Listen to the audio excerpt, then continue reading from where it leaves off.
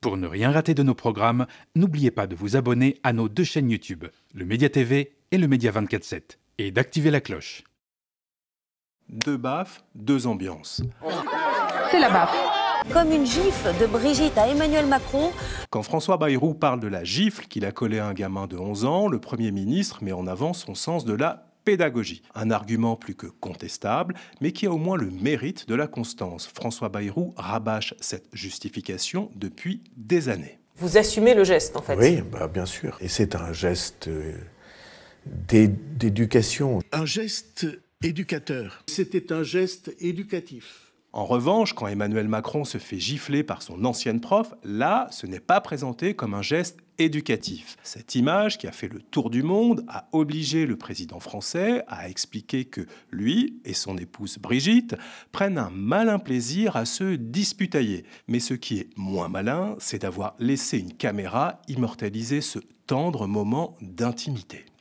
Quand les caméras captent ce geste inattendu, un Emmanuel Macron touché au visage par son épouse. Certains y voient une gifle. Nous sommes en train de nous chamailler et plutôt de plaisanter avec mon épouse. Et là, je suis surpris par cela. On fait dire à une vidéo beaucoup de bêtises. Juste plaisanter avec mon épouse comme on le fait assez souvent. Contrairement à Bayrou, c'est le manque de cohérence des explications de l'Élysée qui a posé problème. L'entourage du président ayant d'abord raconté que les images avaient été truquées avant de devoir rétropédaler pour dédramatiser la scène. L'Élysée donne alors une deuxième version. L'image est vraie, mais ce n'était pas une gifle. Cette scène, je l'ai vue 50 fois. Il se chamaille, il se taquine. Il fait des blagues et elle lui met la main sur la bouche pour qu'il se taise. C'est pour plaisanter. Au football, la VAR, VAR, c'est l'assistance vidéo à l'arbitrage. Et aux médias, la VAR, c'est la vérification de la parole des politiques. Dans ce nouvel épisode, on va s'intéresser à ce qu'a dit Emmanuel Macron lors de son point presse à Hanoï, au Vietnam, où il a beaucoup critiqué son époque, mais il a oublié qu'il alimente parfois lui-même ce qu'il reproche aux fadas et autres maboules. C'est parti. Dès le début de son quinquennat, Emmanuel Macron avait identifié les principaux défis de l'information à l'heure des réseaux sociaux. Comment distinguer le vrai du faux? Quel crédit accorder aux messages publiés par des comptes anonymes? En 2019, en pleine crise des Gilets jaunes, il évoquait déjà la régulation des contenus en ligne. Regardez ce qu'il disait lors du grand débat national. Et donc ce que nous devons réussir à faire d'abord, c'est en quelque sorte une forme d'hygiène démocratique du statut de l'information. Je crois qu'on doit aller vers une levée progressive de toute forme d'anonymat.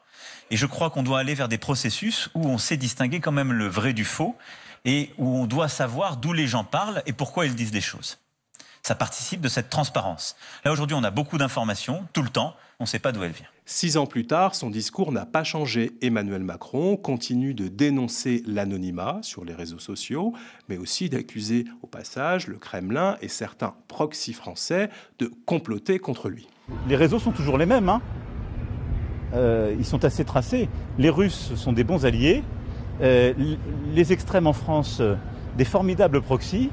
Et après, on a des tas de comptes, anonymes ou pas. Pourtant, quand il parle des comptes anonymes, Emmanuel Macron oublie de rappeler que ses propres équipes en ont usé et abusé en 2018, au moment de l'affaire Benalla, pour brouiller les pistes et éviter que leur opération de barbouzerie numérique ne soit identifiée à l'Élysée. Regardez comment l'ancien conseiller spécial de Macron à l'Élysée, Ismaël Emelien, trouvait tout à fait justifié d'avoir fait diffuser via des comptes Twitter anonymes des images de vidéosurveillance obtenues illégalement. Et donc vous avez fait diffuser sur les réseaux sociaux 2 vidéos montrant des violences sur les forces de l'ordre, dont l'une était illégale parce que issue de vidéosurveillance policière. Vous avez dit aux policiers que vous ne le saviez pas, mais vous avez fait diffuser ces documents par des comptes anonymes sur Twitter, et ça m'a fait penser à ce que disait Emmanuel Macron l'autre soir à la fin de sa rencontre avec les intellectuels. Les réseaux sociaux ont permis le langage désinhibé, la très grande violence sous couvert d'anonymat. Eh bien, cette forme, ce que je peux faire sur le réseau social, maintenant je le fais dans la rue, et l'anonymat devient un casque, une cagoule, un masque. Je ne suis pas reconnaissable et je peux faire le pire. Les comptes anonymes, des fois c'est bien, des fois c'est pas bien? Vous savez, sur Twitter, c'est un peu la règle. Ah, donc, c'est la règle. Je vous l'apprends pas, pardon. Donc, La contre-offensive médiatique, la contre-influence, ça passe par des comptes anonymes. Ça peut passer parfois. Y compris depuis l'Élysée.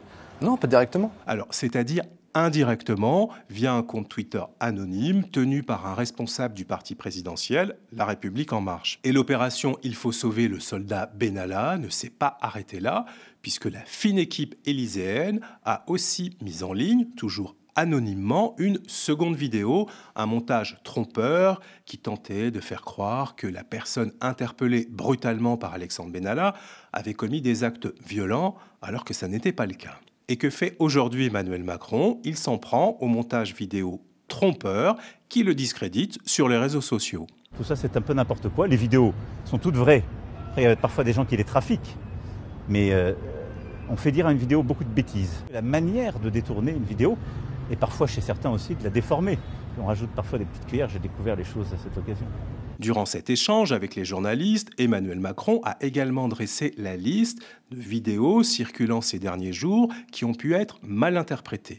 Il a tenu à rectifier les choses, pas de drogue, pas de dispute, pas d'humiliation. Il y a des gens qui ont regardé des vidéos et qui pensent que j'ai partagé un sac de cocaïne, que j'ai fait un mano à mano avec un président turc et que là maintenant je suis en train d'avoir une scène de ménage avec ma femme. Rien de tout ça n'est vrai, pourtant ces 3 vidéos sont vraies. Je crois qu'il y a 8 jours, il y avait une vidéo totalement authentique où j'étais en train de serrer la main et nos mains restaient ensemble avec le président Erdogan et ça devenait une fameuse clé turque où mon doigt était saisi. Et c'était soudain l'expression d'un rapport de force géopolitique qui disait beaucoup de la France. Le plus étonnant dans cette mise au point d'Emmanuel Macron, c'est son insistance à démentir que sa poignée de main avec le président turc est tournée à l'humiliation. On sent que le sujet l'a particulièrement contrarié, qu'il supporte visiblement mal l'idée que ce mano à mano ait pu tourner à son désavantage, comme s'il refusait de perdre un concours de virilité.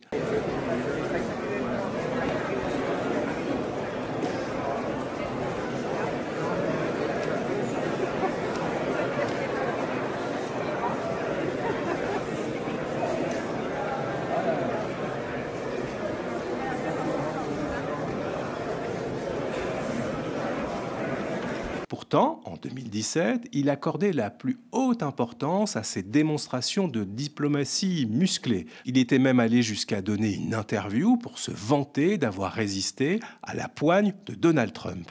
Ma poignée de main avec lui, ce n'est pas innocent. Ce n'est pas l'alpha et l'oméga d'une politique, mais un moment de vérité. Il faut dire qu'à l'époque, les commentaires étaient particulièrement élogieux, pour ne pas dire flagorneurs. Regardez comment certains journalistes lui passaient la brosse à reluire, et pas qu'un peu. Poignée de main très virile de Donald Trump et Emmanuel Macron. Une poignée de main assez ferme et virile. Poignée de main hyper virile. Et en effet, elle est virile, elle est franche, elle est cordiale, elle est forte. Et on reviendra longtemps sur cette poignée de main virile extrêmement longue. Poignée de main longue et appuyée, vous le revoyez, c'est l'image qui restera de ce sommet. Et on parle beaucoup de la pression exercée par Emmanuel Macron sur la main de Donald Trump. Qui a le dessus d'après vous? D'après la presse mondiale qui a décortiqué la scène, c'est Emmanuel Macron qui a gagné hier. Le président français a même fait blanchir les phalanges de son interlocuteur en l'empêchant, durant 5 secondes, de retirer sa main. Cette poignée de main massive dont on parle d'ailleurs beaucoup est en elle-même un test et est en elle-même assez réussi parce qu'Emmanuel Macron, dans cette poignée de main assez massive, on dirait... On n'est pas loin du bras de fer, pas vraiment, mais on pourrait presque y penser. Eh bien, il y a une volonté assumée aussi de sa part de ne pas se laisser compter, de ne pas se laisser imposer un tempo par Donald Trump. La poignée de main avec Donald Trump est toujours très très intéressante. Et là, ce qui est intéressant, c'est que Emmanuel Macron, qui nous montre toujours qu'il apprend très vite, qu'il comprend tout ce qui se passe du premier coup, il le savait évidemment que la poignée de main, il ne fallait pas y passer à côté. Et il fait ce que Donald Trump habituellement fait. On sent que Trump veut récupérer la main et il la garde en fait. Et je trouve ça extraordinaire de la part d'Emmanuel Macron, c'est juste bien vu. Enfin, le président Macron a aussi insisté sur notre rapport à la vérité. Donc il faut que tout le monde se calme et surtout s'intéresse au fond de l'actualité. Voilà. Mais je le dis avec détachement parce que à la fin, c'est pas grave. Mais ce qui m'importe, c'est qu'on ait aussi un rapport à l'information et à la vérité pour nos compatriotes. Ah, le rapport à la vérité. Parlons-en, oui. Mais une fois encore, Emmanuel Macron n'est sans doute pas le mieux placé pour donner des leçons. Parce qu'en matière de vérité, il a beaucoup de choses à se faire pardonner. Le dernier exemple en date où Emmanuel Macron s'éloigne grandement de la vérité, on le trouve dans sa prise de position sur la proposition de loi des Républicains visant à interdire le port des signes religieux, donc surtout du voile, dans les compétitions sportives, y compris dans le sport amateur. Écoutez sa réponse. Êtes-vous favorable ou pas au port du voile dans le sport de compétition? Quelle est votre position? Je suis pour la charte olympique qui interdit le port de tout signe religieux dans les compétitions. D'accord. Donc, dans un tournoi amateur de football, de basketball, vous êtes contre? Ce que la question que pose madame, c'est deux choses. Les compétitions, je suis pour qu'on applique la charte olympique. La pratique du sport, je pense que c'est aux fédérations de décider. On l'a compris, Emmanuel Macron se range du côté du Rassemblement national et des Républicains pour demander l'interdiction du port du voile dans toutes les compétitions sportives, même chez les amateurs. Mais il le fait en reprenant un argument mensonger qui figure d'ailleurs en toutes lettres dans la proposition de loi des LR. Car contrairement à ce que disent Emmanuel Macron et LR, non, la charte olympique n'interdit pas le port des signes religieux dans les compétitions. Voici ce que dit précisément l'article 50 alinéa 2 de la charte olympique. Aucune sorte de démonstration ou de propagande politique, religieuse ou raciale n'est autorisée dans un lieu, site ou autre emplacement olympique. Or, le CIO, le Comité international olympique, ne considère pas le voile comme un instrument de propagande. Pour les instances olympiques, porter le voile est un fait culturel qu'elles n'interprètent pas comme une démonstration de prosélytisme.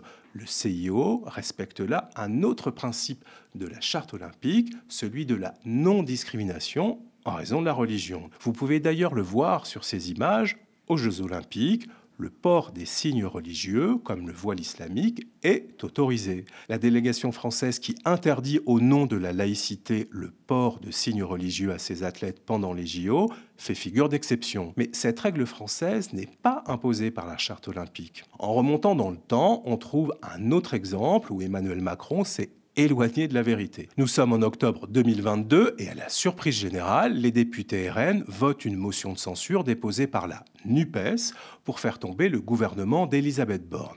Emmanuel Macron s'emporte alors en accusant la coalition de gauche d'avoir modifié le texte de sa motion de censure pour obtenir les faveurs du Rassemblement national. Mais cette affirmation est fausse, comme on peut le vérifier des journalistes.